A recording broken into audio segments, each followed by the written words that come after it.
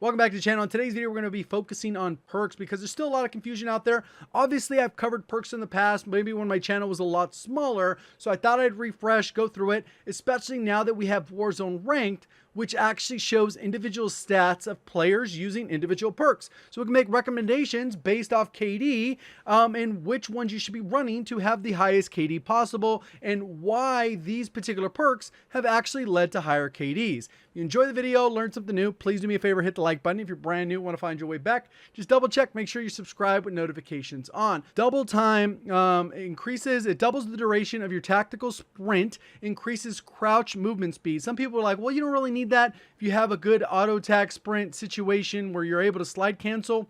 This makes it so it's a little bit easier on your timings to slide cancel because it's going to elongate that tac sprint, so you could cancel the slide and you're able to get back into a tac sprint right away, versus without it, if your timing is a little bit off, you're going to get some of those dead tac sprints where you don't have it right away, and this helps with that. EOD is great, pretty much all explosives with the exception of direct impacts. You get direct impacted by a Semtex that was recently changed. Molotov, pretty sure if it's direct impact you go down, or RPG. As long as it hits near your foot, you will survive this blast. And there's different damage modifiers depending if you have like 1 plate, 3 plates, or no plates, how this will actually save your life. So overall, in my opinion, you will see this ends up being one of the best perks to be running for that perk 1 slot. Scavenger, not really necessary because normally everyone you're going to run up against is going to have ammo. The only exception maybe for this one is if you're playing like Rebirth and people just don't generally have ammo. You'll want to run that just because you're running out of ammo. So for cold-blooded, it says undetected by AI systems, thermal optics, and does not trigger high alert warning. The undetectable AI, if it's the later rounds of plunder, those tac choppers, you could use this to avoid that. They get kind of annoying. Thermal optics, you won't be this bright lit up target, but you'll still be pretty visible. It's not like you disappear. And sometimes those thermal optics, they're not really popular anymore, so there's not really many people using them. So it's a small percentage. And then high alert, not a lot of people are using it. More people should be using it, but you're going to see how little people are actually using this compared to the players that are using cold-blooded. And it pretty much shows that the people that are using cold-blooded aren't generally that good of players. Kill chain, I don't think it's really worth using at all. Increase your chance of finding kill streaks. This is cool, like if you're playing plunder, but in general modes, if you get a UAV, you can pop the UAV, but then if you get a cluster and then you find another cluster and there's no enemies nearby, what are you going to do? Just shoot off random clusters? I mean, it kind of ends up being one of those things that's not very helpful. Quick fix, again, could be good if you're playing super aggressive in Rebirth Island, something like that, so you can get your health regenerated right away. Then we go on to perk 2. We got restock, which is pretty nice, especially with how broken stuns can be at times, flashes, those types of things. And you get Semtex, you get your C4.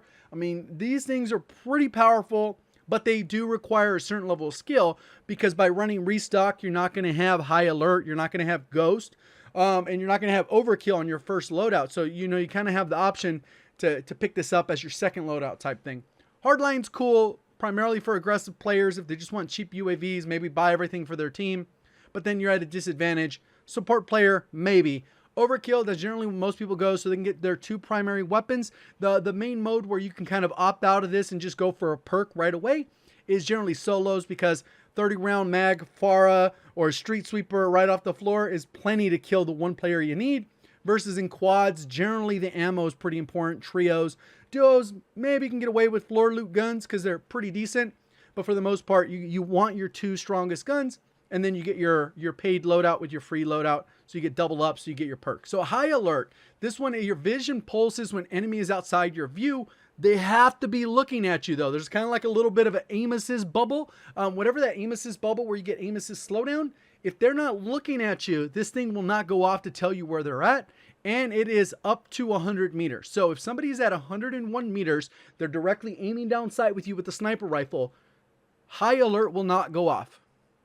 If they are within 100 meters, high alert will go off. So those are the strengths and weaknesses of high alert. But in a lot of cases, this will not save your life unless the person trying to shoot you maybe is taking their time and hitting you, or they're right at that edge of 100 meters where it goes off and you're alerted, but it's still a little bit of a hard shot for them to hit. Give you a quick chance to react or something like that. So I think high alert's very powerful, but it's not going to give you all the answers. And if they're not directly staring at where your character model is, it will not go off within 100 meters. They have to be literally looking at you. And obviously they got to be outside your field of view so you can't see them. Especially when they buffed this one a while back, it became significantly better because it gave you clear direction of where the character is looking at you from, behind you, on your left or your right, depending on which way. Then we have Ghost, undetectable by UAVs, undetectable by triple UAVs if you're within 300 meters or so. I've done videos on this, 250, 300 meters. You're completely invisible. You can be standing right next to somebody. They pop 3 UAVs. That is not an advanced UAV. If the advanced UAVs were still in the game, it will pop up all Ghost players, but instead of a triangle, it'll be a dot with a half arrow above their head or below the little red dot, so you know if they're on a higher or lower elevation. So pretty straightforward. Heartbeat sensors are countered by Ghost. Not cold-blooded. Not there. Has nothing to do with heartbeat sensor. Back in the day, like Modern Warfare 2 or 3 or whatever, heartbeat sensor was countered by cold-blooded. So a lot of players that just never played COD in forever, or they didn't play Modern Warfare until this year, they're under the, you know, they're old school, I guess. I don't know. They don't get it. They don't get it. They don't know how to read or something. I don't know. But it literally says right here, undetectable by UAVs, radar drones, and heartbeat sensors. If you open that up, still appear on killstreak radars when firing a weapon. So if you don't have a suppressor, you're still going to be visible. And then detectable by advanced UAV, but removes the direction, which is what I just said. So you got to be aware that there's a huge distinction. I have a video on that, shows exactly the difference. That 3 UAVs is not an advanced UAV, because if it was, it would pop up these players, and that's not the case. Point man, I don't really think it's worth it. I think there's been several people that have tried to do that, but it just doesn't really work in Warzone. It doesn't really have a good effect overall. It just doesn't work. Now we move on to perk 3. Tune-up. Pretty much it says reduce revive time by 25%. Maybe in a private match where they're significantly slower, it might be worth it to run tune-up. Amped is generally what most people are going to go. If you're going to be using the M19s, if you're going to be using the Psycov, if you're going to be using snake shots from way back when, you didn't really need amped. You could put something else on to kind of solve for that. But it's going to help your weapon swap as well as reloading launchers. If you're running a launcher, this one's pretty mandatory. Shrapnel, one of the biggest wastes. There is a spawn in with an extra piece of lethal equipment. So when you go to the loadout and you grab your loadout, instead of spawning with 1 Semtex, it'll give you 2. On top of that, it'll allow it. So if you hit somebody with the Semtex, it adds 3 seconds longer onto their regen time. But most of the time, you're going to close the distance before that 3 seconds won't really matter. That is kind of like a lesser known thing, but it's kind of irrelevant for this. And most of the time, you're going to have your 1 Semtex. You're going to walk over a body. You're going to get a second Semtex because most people are running Semtex. If you want C4 or thermites, you can have the options. This is pretty much a waste within Warzone. Battle Hardened doesn't do enough to reduce the strengths of flashes, stuns, EMPs. Gas effect is probably the only one that'll help. But unless more people are running gas, then I would say run Battle Hardened. But for the most part, people aren't, so it's not a big deal. Spotter could be pretty good, especially if you know somebody's camping in a certain area. Maybe they're using claymores or prox mines. You can kind of have an idea about that, and then you could approach that differently. And it also allows you to mark different stuff on the ground, vehicles. If you want to mark stuff, it does help. It kind of illuminates it. Loadout drops, that type of stuff. Tracker can be very useful in solos, because if somebody's running into a room, they go into a dark corner, you can see the footsteps. They're not very long, and it can be distracting if you're focusing too far on the footsteps that you're not looking around. So tracker isn't, the main way to go, but it could be useful, especially if you're chasing someone into a room, which could be pretty deadly to begin with. So the website we're talking about now is Warzone Ranked, and this is a free site ran by someone in the community. We've talked about it before. They have different stats, leaderboards, all that stuff. You can see different weapons. If you click on the Car 98 in the weapons, it'll literally say what the main loadout is. So like if you're looking for attachments and you're like, oh, I don't know what I want to use, literally, you could just click on it and it'll just tell you what is being used most often. And today, we'll be focusing specifically on the perks. And I've already kind of sorted them here. You can see they're all sorted by KD. And this gives you a good idea of what most people are using. And it kind of shows what players are misinformed and what they're using, right? So EOD, it is the second most used perk behind double time. Obviously, people struggle with the auto attack sprint and the slide canceling. So EOD is generally going to be the way to go.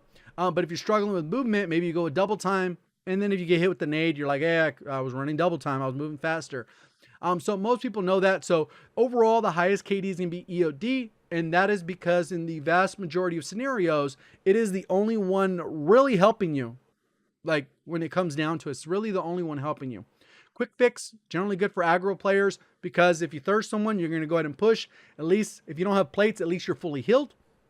And then we have, like I said, double time. So cold-blooded, you can see that usually the players using cold-blooded aren't necessarily the highest skilled players. They have a 0.79 average, which is actually below average. Normally with these things, if everyone used it evenly across the game, the average KD would probably be about 0.99 because people do die to blowing themselves up or crashing or falling off the map or splatting into the ground. There are different things. So you can see that these are well below what we would consider average in the game. So when it comes to perk 2, you can see that the highest one is restock. Like, it's not picked a lot because people are very dedicated to their heartbeat sensor. They can't play without it.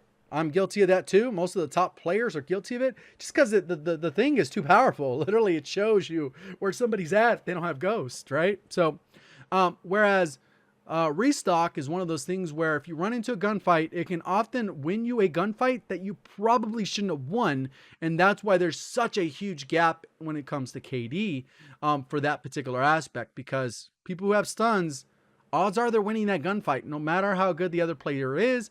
Obviously, controller players can get a little bit of aim assist through a stun, but high alert, a lot higher than you would expect. Not a lot of people using it, but it is good when it works.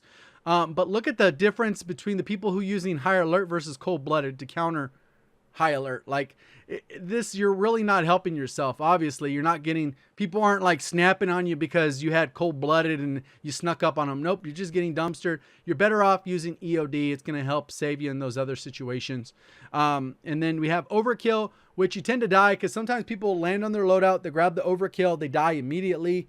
So there's a lot of deaths with that. And then you can see people running point man and hardline, they just don't have a clue, and they're generally well below average. So Ghost is what most people will use after overkill. Overkill is kind of a mixed bag there. Most people grab that and then Ghost, or they'll grab Ghost or first loadout and then with one primary gun, and then they do it that way. Depends off if you're playing solos or whatever.